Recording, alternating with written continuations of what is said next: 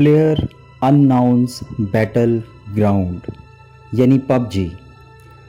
PUBG corporation एक subsidiary है south Korean video game company की, जिसका ब्रांड नेम ब्लू होल था। इस कंपनी ने 20 दिसंबर 2007 को ये गेम लॉन्च की थी। कोई भी वीडियो गेम जब हम खेलते हैं तो डेफिनेटली उसके कुछ नेगेटिव इम्पैक्ट्स जो हैं वो होते हैं, लेकिन उसके साथ साथ कुछ पॉजिटिव इम्पैक्ट्स भी होते हैं। दुनिया के अंदर जितनी भी लेटेस्ट टेक्नोलॉजी स्पेशली आईटी के सेक्टर में जितनी डेवलपमेंट हुई है, उस सब के पीछे बहुत ज़्यादा मेहनत और अर्क-रेज़ी की गई है। ख़वातीनो हज़रात, दुनिया के अंदर कोई भी चीज़ बज़ाते खुद अच्छी या बुरी नहीं होती। इसके लिए एक असूल बयान किया गया है कुरान पाक में, मिन शर्रि मा खलक के अंदर वो असूल छुपा हुआ है, जिसमें हम अल्लाह ताला से पनाह मांगते हैं हर शय की बुराई से। हर शय के साथ अच्छाई भी होती है और बुराई भी होती है।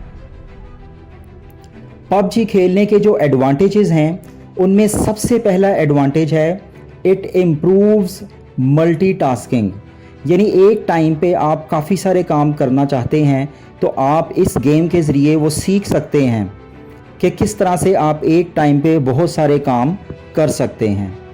दूसरा इसका फ़ायदा है बेटर जजमेंट, यानी आप अच्छी जजमेंट कर सकते हैं। आप चीज़ों को जांच सकते हैं। आप अपने इर्द गिर्द के माहौल को असेस कर सकते हैं। इसका तीसरा फ़ायदा है शार्प सेंस।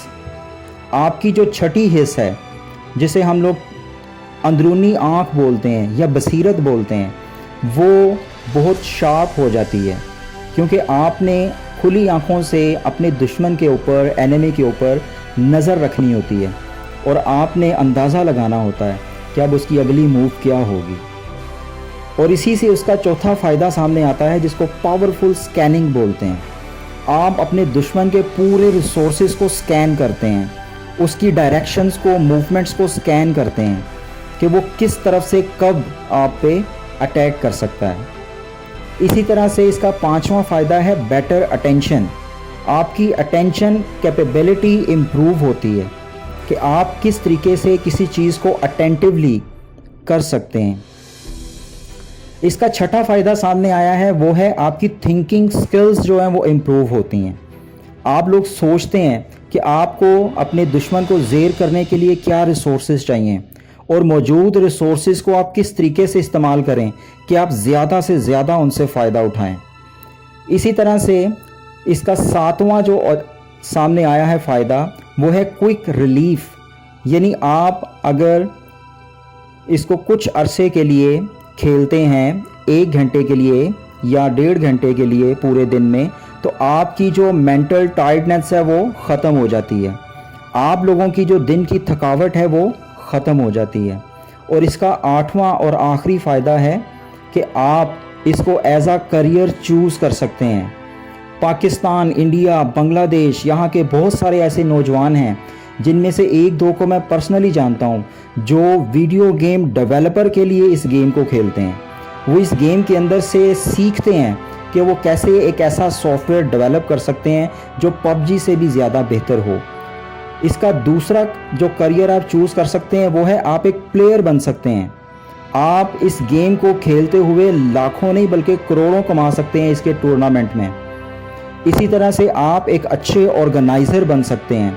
अपने ऑर्गेनाइज़र का जो होने का जो बेनिफिट है, उसको एज अ कैरियर आप चूज़ कर सकते हैं। तो नाजरीन, ये तो इसके एडवांटेजेस या फ़ायदों की बात थी। अब थोड़ी सी बात करते हैं एडिक्शन की। एडिक्शन क्या होती है?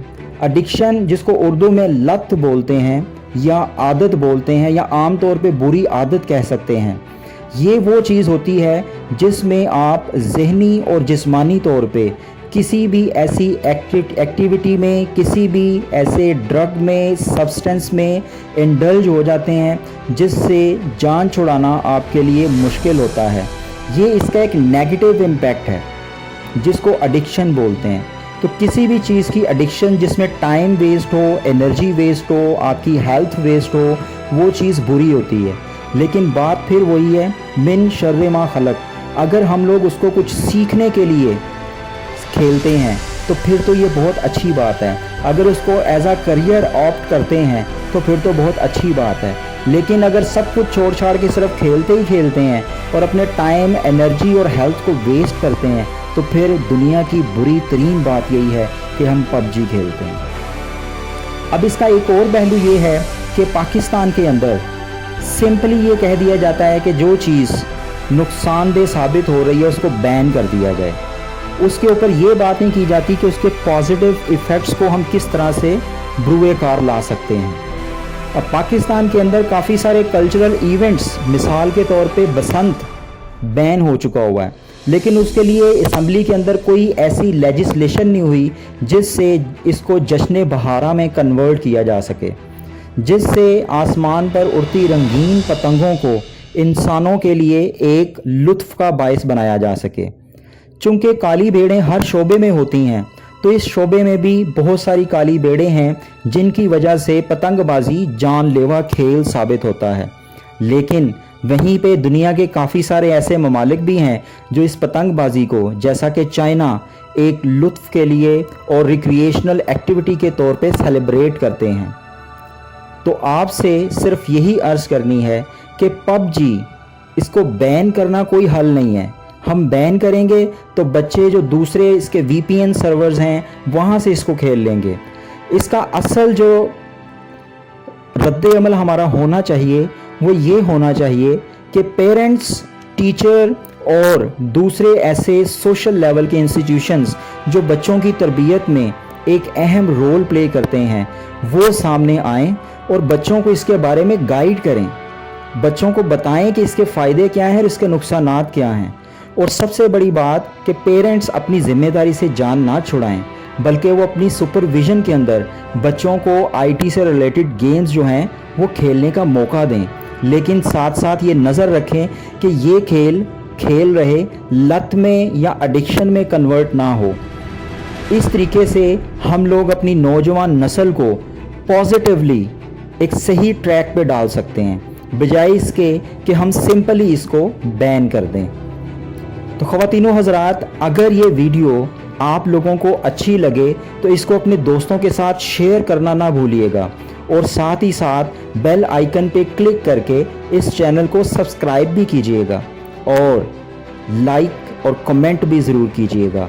और इसमें अगर आपको कोई ऐसी बात लगे जो आपके मुताबिक ठीक नहीं है तो मुझे उस बारे में ज़रूर बताइएगा। मुझे अब इजाज़त दीजिए। आपका अपना नादिर अली माब, चैनल नॉलेज इन नादिर माब। बहुत शुक्रिया।